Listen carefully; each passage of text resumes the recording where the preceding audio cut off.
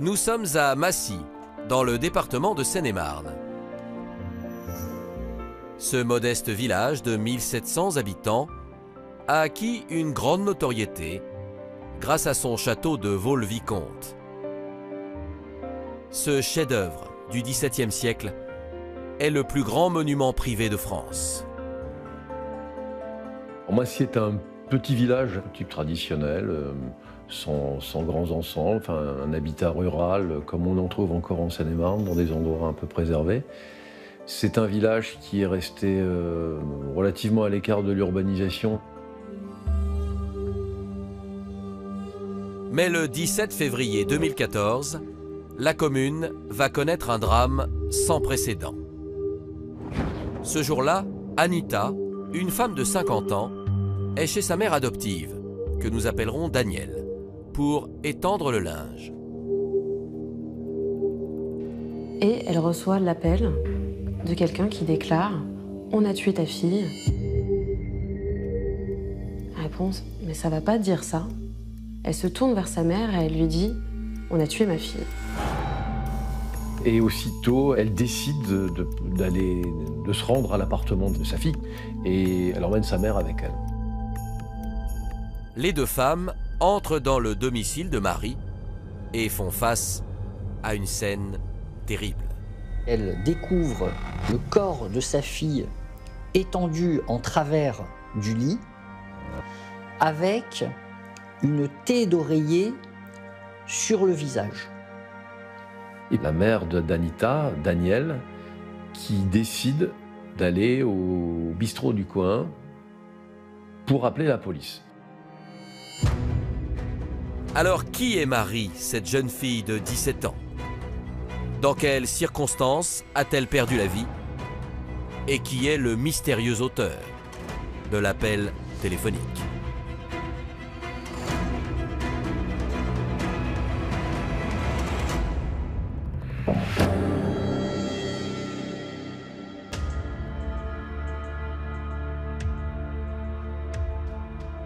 Lorsqu'ils arrivent dans l'appartement, les policiers de Melun découvrent à leur tour la victime.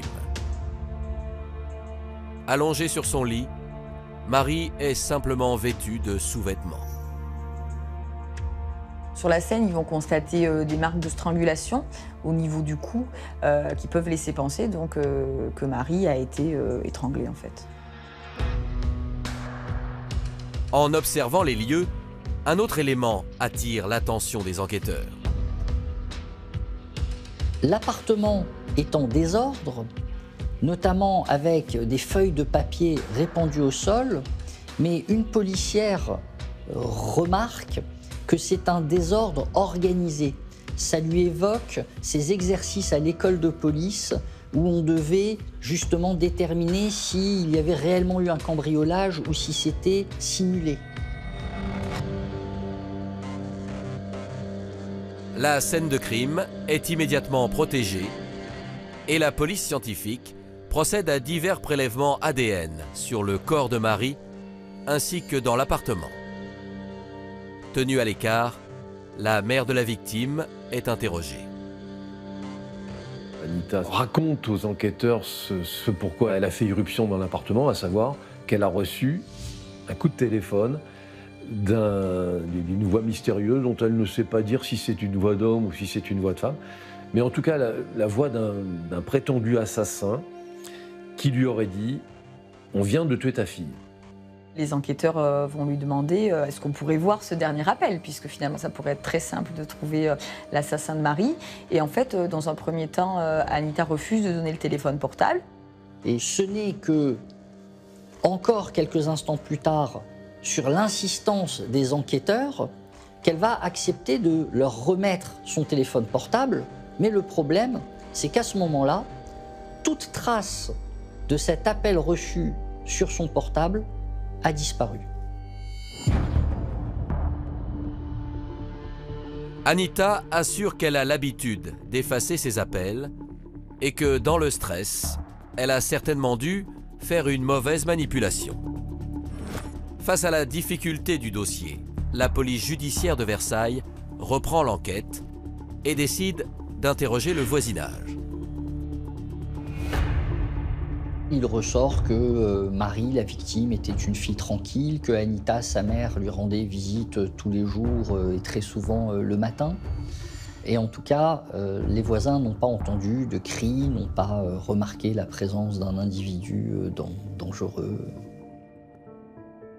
Également entendus par les enquêteurs, les amis de Marie sont totalement dévastés par l'annonce de sa mort. Je me dis non, c'est pas possible. Enfin, pourquoi Marie, pourquoi elle, si jeune en plus? À 4 jours de ses 18 ans, je dis non, c'est pas possible en fait.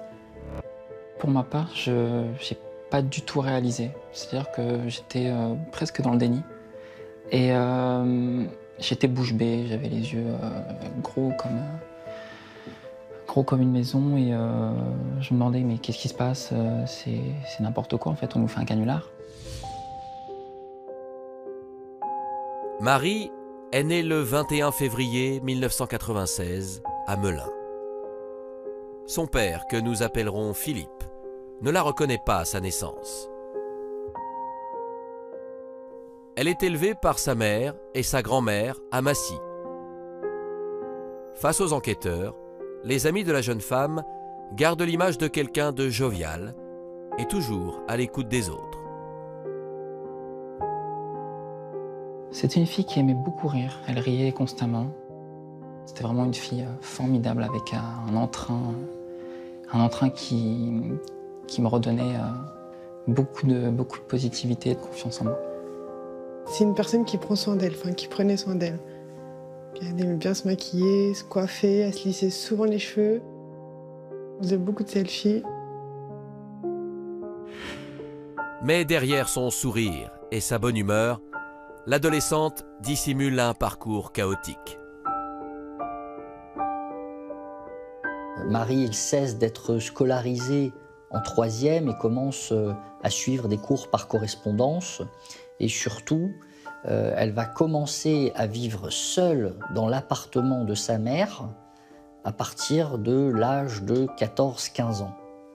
Est-ce qu'elle voulait son indépendance? Est-ce que c'est sa mère qui préférait vivre avec son compagnon hors la présence de sa fille? C'est difficile de le comprendre à ce moment-là. Alors pourquoi cette adolescente a-t-elle été tuée? Connaissait-elle son agresseur? Et que va révéler l'autopsie?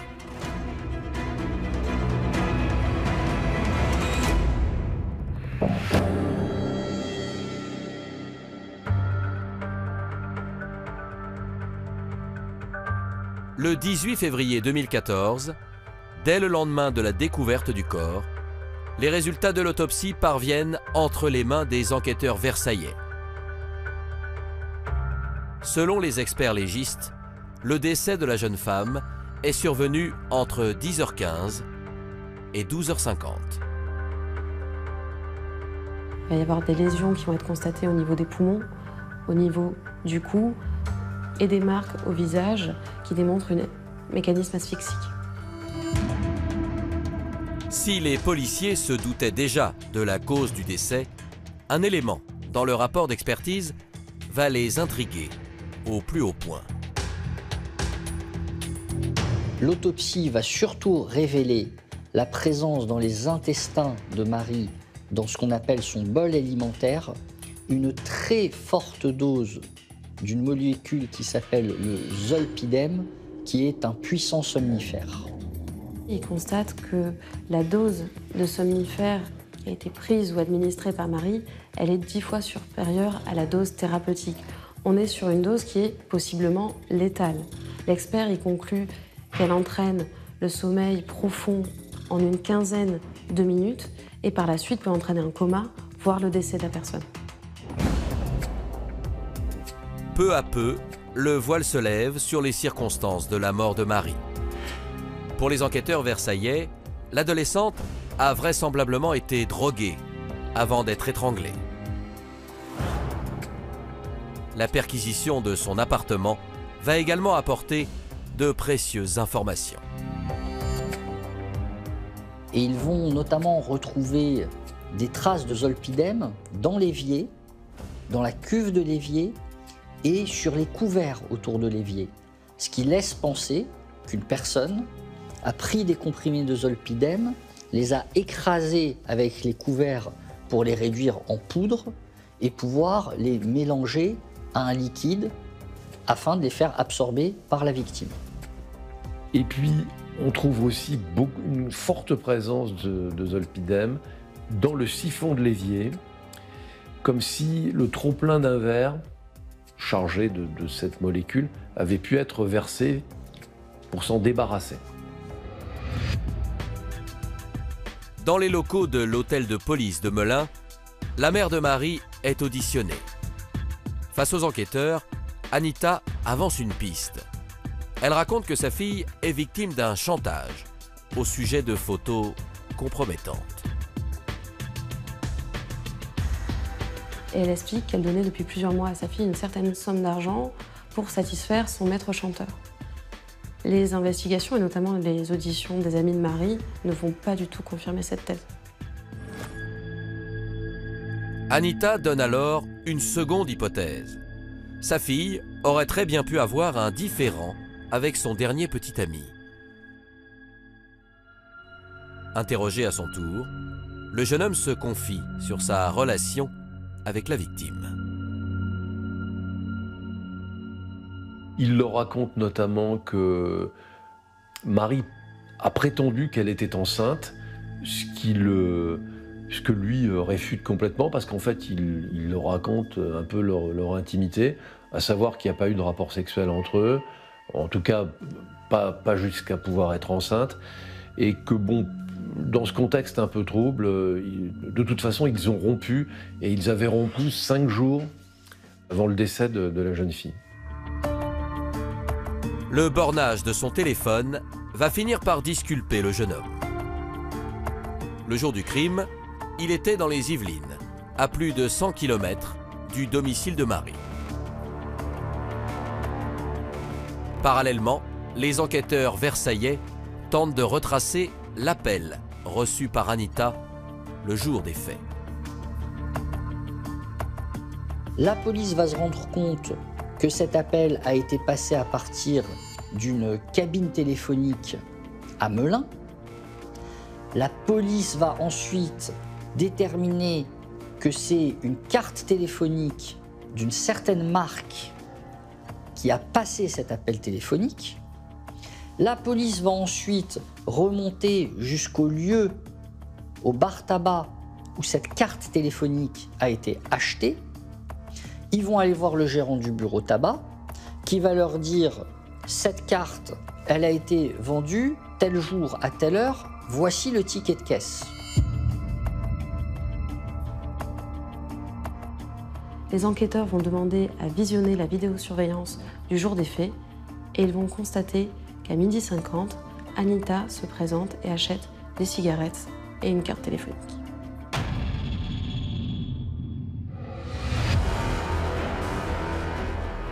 Tandis que les enquêteurs s'interrogent sur le rôle d'Anita dans le meurtre de sa fille, ils procèdent à l'analyse de sa ligne téléphonique. Et ils vont constater que son téléphone portable borne dans la zone de la cabine téléphonique utilisée pour l'appel du tueur au même moment. Ils ont à ce moment-là des raisons plausibles de penser qu'Anita a tué sa fille. Les résultats des analyses ADN vont encore plus accabler la mère de la victime. On trouve de l'ADN sous 2 ongles de Marie, l'ADN de sa mère, Anita. Mais alors, est-elle vraiment impliquée dans le meurtre de sa fille Anita? A-t-elle dit toute la vérité?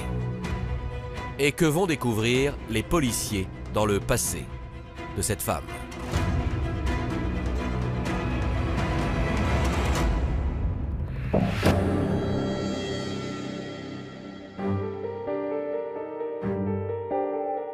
À l'hôtel de police de Versailles, Anita concentre toute l'attention des enquêteurs. Au cours de leurs investigations, ils réalisent que la femme de 50 ans a eu un parcours de vie des plus chaotiques. Née le 20 juillet 1963 à Paris, Elle est la deuxième d'une fratrie de 5 enfants. Mais quelques semaines seulement après sa naissance, la situation familiale d'Anita s'effondre. Son père était en détention, sa mère ne pouvait pas s'occuper des 5 enfants. Elle a donc été placée avec une de ses sœurs dans une famille justement de Mincy. Anita grandit dans cette famille aimante et considère désormais Daniel comme sa véritable mère. Plus tard, elle enchaîne des petits boulots d'auxiliaire de vie dans les hôpitaux et fait des ménages dans plusieurs résidences de Massy et Melun. Après l'échec de son premier mariage, elle rencontre en 1994 un homme que nous nommerons Philippe. Elle travaille dans une maison de repos. Lui, il est ambulancier et ils ont une relation en fait qui est très brève. Ils se fréquentent quelques mois, ils ne vivent même pas ensemble. Ils se séparent d'un commun accord et c'est après cette séparation que Philippe, donc le père de Marie, apprend qu'Anita est enceinte. Elle élève alors sa fille sans Philippe et quelques années plus tard, Anita se remet en couple. Marie ne s'entendait pas très bien avec le nouveau compagnon de sa mère, ce qui fait que rapidement, Anita va laisser son appartement à sa fille pour qu'elle en profite en autonome. Et elle va donc choisir d'aller vivre avec son nouveau compagnon, mais tout en gardant un œil sur sa fille et en se rendant très souvent chez elle pour le ménage, les différentes servitudes, lui apporter notamment les courses, etc. 3 jours après les faits, le 20 février 2014, à 6 h du matin, Anita est interpellée à son domicile du Mets-sur-Seine. Elle est alors placée en garde à vue à l'hôtel de police de Versailles. L'une des premières questions que les enquêteurs posent à Anita, c'est « Vous avez bien compris que vous êtes en garde à vue pour l'assassinat de votre fille ?» Et Anita, avec une certaine assurance, va répondre « Oui, j'ai bien compris, mais je n'ai rien de plus à vous dire. » Elle va quand même accepter de répondre aux questions des enquêteurs, mais elle va varier dans ses déclarations. Lorsque les enquêteurs évoquent la présence de son ADN sous les ongles de sa fille, Anita se justifie en déclarant avoir serré les mains de sa fille très fort au moment de la découverte de son corps.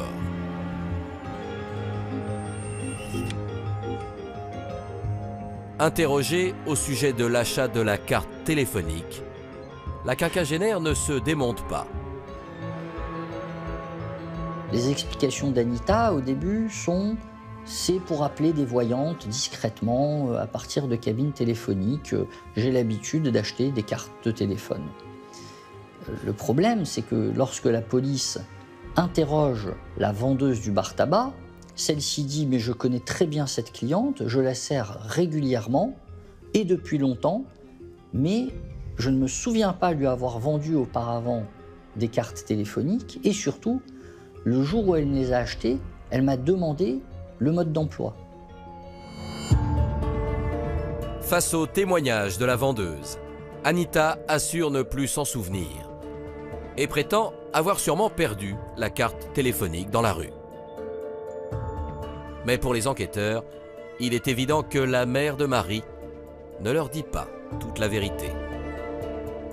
Il y a une chose qui apparaît très vite, c'est qu'il y a une proximité géographique entre l'endroit de l'hypercentre, qui est la place Saint-Jean, où la carte est achetée, chez le buraliste, entre cet endroit un peu plus excentrique, qui est le boulevard de l'Allemont, où l'appel est lancé depuis une cabine téléphonique, et jusqu'à l'endroit où Anita prétendra recevoir l'appel, c'est-à-dire chez sa mère, à Mincy. Tout ça, c'est en gros 2,5 km. Pour les policiers de Versailles, le mystérieux corbeau n'est autre qu'Anita.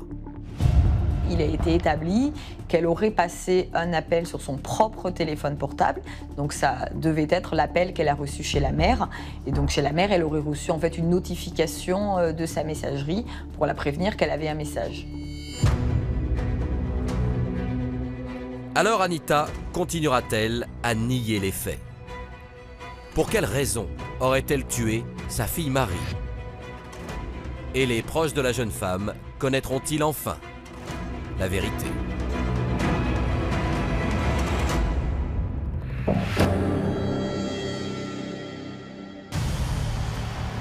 Le jour de l'interpellation d'Anita, les policiers versaillais perquisitionnent son domicile.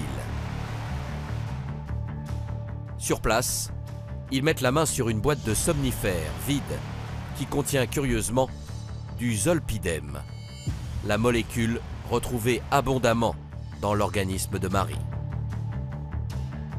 Les enquêteurs vont donc interroger Anita pour lui demander où, quand, comment elle s'est procuré ces comprimés de somnifères. Anita explique qu'elle se les procure grâce à sa voisine, préparatrice en pharmacie. Elle lui dit qu'elle va partir en voyage, en séjour pendant plusieurs semaines en Bretagne. Et comme elle-même souffre d'insomnie, elle a besoin de ce médicament. La voisine accepte sa demande et dépose 2 boîtes de somnifères dans sa boîte aux lettres le 20 janvier 2014, soit 3 semaines avant les faits. Il faut savoir que c'est quand même un achat de la main à la main. Ce n'est pas dans une pharmacie, il n'y a pas de trace de cet achat. Quand la pharmacienne va demander au compagnon d'Anita de lui régler cet achat, il va être très étonné, il n'est pas au courant de cet achat. La voisine d'Anita aurait-elle participé sans le savoir au plan machiavélique de la mère de Marie? Alors que la thèse de la préméditation se dessine, les hommes de la police judiciaire de Versailles vont trouver d'autres éléments à charge. Le jour des faits, le téléphone d'Anita va borner dans sa commune à son domicile, il va borner sur le trajet vers Mincy, vers l'appartement de sa fille, mais il va cesser de borner pendant 3 heures, à peu près de 10h à 13h. Or, l'autopsie détermine que c'est très probablement pendant ces 3 heures que Marie est décédée. La mère de famille continue malgré tout de nier le meurtre et livre aux enquêteurs le détail de son emploi du temps pour la journée, le 17 février 2014. Elle se lève, elle se prépare, elle sort de chez elle, elle prend sa voiture, elle va à Mincy pour faire des ménages. Elle dit qu'ensuite elle va passer à l'appartement de sa fille mais qu'elle ne va pas y entrer, qu'elle va juste retirer le courrier. Qu'ensuite elle va rentrer à nouveau chez elle, à son domicile, et qu'ensuite, en début d'après-midi, elle va aller voir sa mère, Danielle, et que c'est à ce moment-là qu'elle va recevoir ce fameux appel du prétendu tueur. Ce qui peut paraître bizarre, elle oublie de signaler qu'elle est passée par le centre-ville de Melun, la place Saint-Jean, pour acheter ces 2 paquets de cigarettes et surtout sa carte prépayée. Évidemment, ils ont les vidéos de sa présence et là, la présence, elle ne peut pas la nier. Anita cache la vérité sur son emploi du temps et semble ne pas être concernée par l'enquête. Elle va même dire, et ça encore une fois c'est frappant, malgré toutes les méchancetés qu'elle m'a fait, je n'ai rien à voir dans sa mort. C'est assez étonnant pour quelqu'un qui est censé être en deuil. Le 21 février 2014, après 48 heures de garde à vue, Anita est mise en examen pour assassinat et placée en détention provisoire à la maison d'arrêt de Fleury-Mérogis. Pendant plus d'1 an, l'enquête reste au point mort, jusqu'à ce 7 avril 2015, le jour de la reconstitution, dans l'appartement de la victime. Anita change plusieurs fois de version, notamment par rapport à la thé d'oreiller. Donc il y a un moment où elle va dire qu'elle l'a trouvé autour de la tête de Marie avec des coussins posés dessus. À un autre moment, elle va dire qu'elle l'a trouvé autour de la gorge de Marie, qui met encore une fois la puce à l'oreille des enquêteurs. Et elle ne sera pas capable de dire si, lorsqu'elle ouvre la porte de l'appartement, est-ce que la porte à ce moment-là est fermée ou est-ce qu'elle est déjà entrouverte? Est-ce qu'il y a les clés sur la serrure à l'intérieur ou non?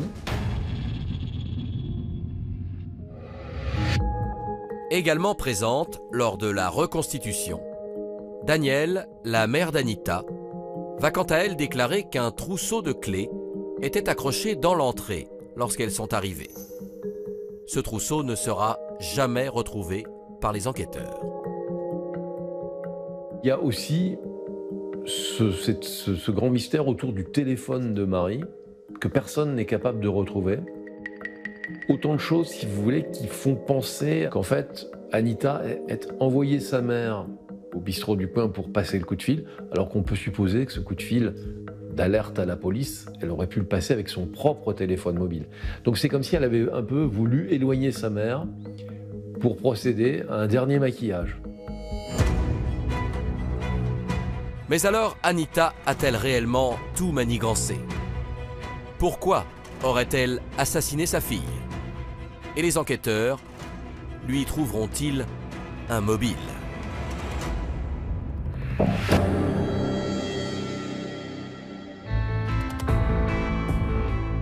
À Versailles, les hommes de la PJ prennent connaissance du rapport des experts psychiatres qui ont rencontré Anita à Fleury-Mérogis.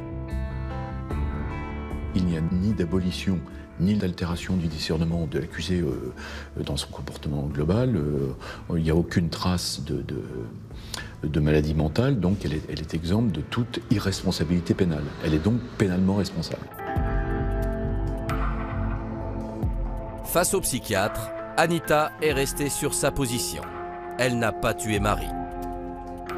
Malgré ces dénégations, les enquêteurs sont toujours à la recherche d'un mobile. L'audition de Philippe, le père de Marie, va leur apporter de précieuses informations. Anita l'aurait menacée à plusieurs reprises en lui disant « Si tu reconnais Marie, si tu entreprends une quelconque démarche, tu ne la reverras plus. » Là, on a un cas de figure qui est courant, dans lequel il y a un père qui a eu un enfant, qui veut s'en occuper, qui en est empêché par la mère de cet enfant, qui veut le garder pour elle toute seule, en quelque sorte. Philippe n'a pas reconnu sa fille et ne l'a vue qu'à quelques reprises, jusqu'à ses 8 ans. Marie a donc grandi sans son père, et avec les années, son absence était de plus en plus difficile à supporter. Ses amis révèlent qu'elle a souhaité reprendre contact avec lui, peu de temps avant son meurtre. Elle s'est beaucoup confiée par rapport à son père, parce qu'on vivait la même situation. Moi non plus, j'ai pas connu mon père. Du coup, on en parlait très souvent. Elle disait qu'elle aimerait bien le connaître, parce qu'elle savait qu'elle avait des demi-frères. Du coup, vu que c'est une fille unique, elle aurait bien aimé avoir cet entourage-là. Mais Marie se heurte à un problème de taille. Sa mère ne voulait clairement pas lui passer son numéro de téléphone, alors qu'elle l'avait en fait, et elle ne voulait pas lui partager. Du coup, Marie, elle faisait les recherches de son côté. Anita aurait-elle eu peur que Marie lui échappe au point de commettre l'irréparable? Selon les experts psychologues, la quinquagénaire, qui a été abandonnée par ses propres parents, a très bien pu faire un transfert sur sa fille. Marie qui a cherché à un moment donné à se soulever, peut-être aussi à réclamer des explications par rapport à sa venue au monde, par rapport à son histoire, par rapport à qui était son père. Peut-être que ça a réactivé aussi des choses par rapport à Anita qui était de l'ordre de l'insupportable. Les enquêteurs apprennent également que la mère et la fille entretenaient une relation des plus houleuses. Il y avait par exemple des conflits sur les horaires de sortie, le fait que voilà, Marie était une très jolie jeune fille, elle attirait beaucoup les garçons, donc ça pouvait aussi inquiéter, déranger la mère. D'après ce qu'avait dit la mère, une fois Marie avait volé, elle avait dû la couvrir. Marie signait à sa place des autorisations au collège, voilà. Donc c'était vraiment typiquement des sujets de discorde qu'on peut rencontrer à l'adolescence.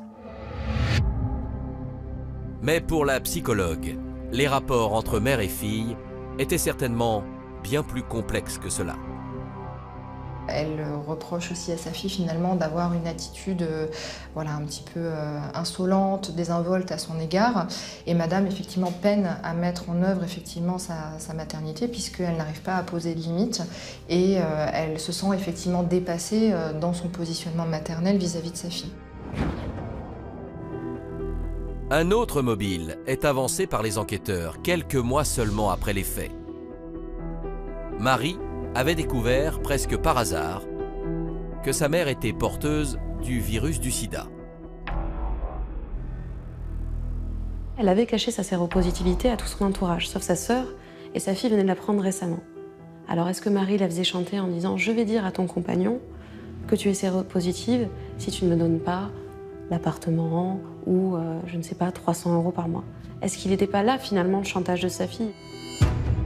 Malgré l'enquête poussée de la police judiciaire de Versailles, le mobile du crime reste encore un mystère. Alors Anita passera-t-elle enfin aux aveux lors du procès d'assises? L'audience fera-t-elle toute la vérité sur cette affaire? Et à quelle peine sera condamnée la mère de famille?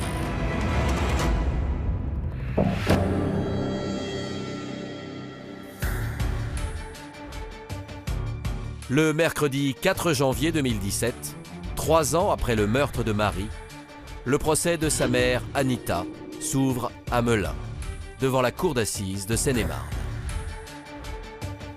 L'enjeu principal, c'est savoir si on va avoir une reconnaissance des faits ou pas. Savoir si on va enfin pouvoir comprendre pourquoi. Pourquoi une jeune fille décède 4 jours avant ses 18 ans. Philippe, le père de la victime, est là pour connaître la vérité. Il n'a aucune vengeance à assouvir envers la mère. Il est là simplement pour connaître les circonstances du décès de sa fille.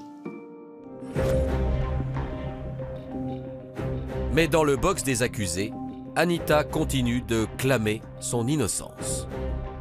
Elle apparaît donc vraiment pas dans la séduction, hein. Elle est un peu d'apparence très négligée.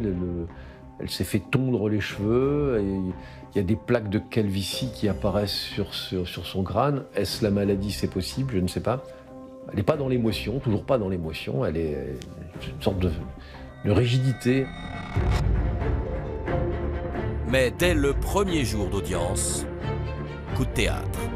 Ce procès, il commence fort. Ce procès, il commence par l'avocat de la défense, l'avocat d'Anita, qui arrive et qui brandit un téléphone en disant « Je remets un téléphone à la cour. On pense que c'est le téléphone de la victime, on pense que c'est le téléphone de Marie. » Fracas dans la salle. Le président ordonne l'exploitation de ce téléphone pour confirmer si c'est celui de Marie et ensuite voir ce qu'il y a dedans, ce qu'il peut révéler. L'expert en téléphonie confirme qu'il s'agit bien du téléphone portable de la victime. Mais malheureusement, toutes les données ont été effacées. Malgré cela, cet expert va réussir à faire revivre ce téléphone portable, à le faire parler, et il va retrouver des milliers de données, des appels téléphoniques, des messages SMS, des messages sur des applications de conversation en ligne. Entre les mois de septembre 2013 et février 2014, Marie a échangé plus de 24 000 SMS avec ses amis, ainsi qu'avec sa mère. Vous avez des SMS, viens me chercher à 17h, je suis là, j'arrive, tu vas à l'école à quelle heure, etc. Il n'y a aucune tendresse entre la mère et la fille. Donc les relations globalement, ne sont pas bonnes sans être pour autant très très mauvaises. Mais elles ne sont pas bonnes, elles ne sont pas habituelles entre une mère et une fille adolescente de cet âge. Pour autant, le contenu des échanges avec la mère ne permet pas de comprendre le mobile du crime. Le lundi 9 janvier 2017, au terme de 4 jours de procès, la Cour annonce son verdict. Anita est déclarée coupable de l'assassinat de sa fille et écope de 20 ans de réclusion criminelle. L'avocat du père de Marie a expliqué que dans certains cas, quand on avait commis un crime vraiment atroce, on pouvait être dans le déni et donc même pas ne s'avouer à soi-même ce qui s'était passé et que ça pouvait être le cas d'Anita.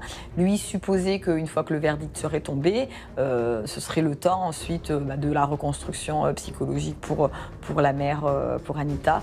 En fait, voilà, ça n'a pas été le cas puisque justement immédiatement après, elle a fait appel de la décision. 2 ans plus tard, le lundi 9 septembre 2019, le procès d'appel s'ouvre devant la Cour d'assises de Paris. Face à de nouveaux jurés, l'accusé se présente avec la même ligne de défense. Elle a été prise à son propre piège. Elle avait un air malheureux, certes, et puis se disait malheureuse d'avoir perdu sa fille, mais il n'y avait pas de larmes particulières, il n'y avait pas d'éclat particulier, de grands moments d'émotion, comme il arrive régulièrement à la cour d'assises. Le vendredi 13 septembre 2019, le verdict final tombe. Après 5 jours de procès, Anita est à nouveau condamnée à 20 ans de prison. Mais pour les proches de Marie, ces 2 procès n'ont pas répondu à leurs interrogations. Je me dis que si sa mère elle a été accusée coupable, s'il y a toutes les preuves contre elle, ça peut être que elle. Après, la question c'est pourquoi. C'est ça encore la question qu'on se pose et malheureusement qu'on ne saura peut-être jamais. Aujourd'hui, près de 6 ans après l'assassinat de Marie, ses proches peinent toujours à accepter la disparition de cette amie si chère à leurs yeux. Sylvain et Alexia continuent de lui rendre hommage et de faire perdurer son souvenir. Et évidemment, on a tendance à dire que ce sont les gens les plus heureux qui partent en premier. Et on pense tous à elle et tous les gens qui l'aiment pensent à elle. Et c'est le plus important parce que c'est comme ça qu'elle continue à vivre. Elle est dans nos cœurs, enfin moi, pour moi, elle est dans mon cœur, elle est toujours avec moi. Et puis à l'avenir, on avance pour elle. Et parce que je sais que malgré tout, elle avance avec nous, donc voilà.